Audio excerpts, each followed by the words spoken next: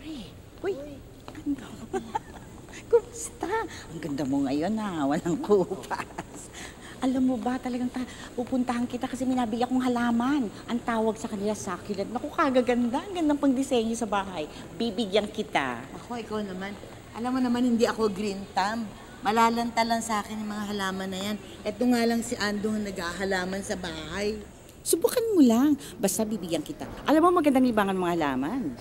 Kaya ako nga pag walang kausap sila kakwentuhan ko. Maria, parang... Naku!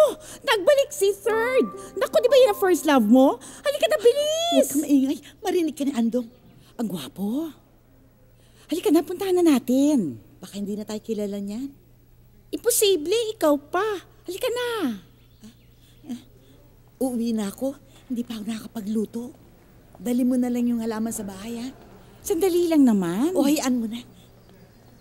Sayang, killjoy naman ito.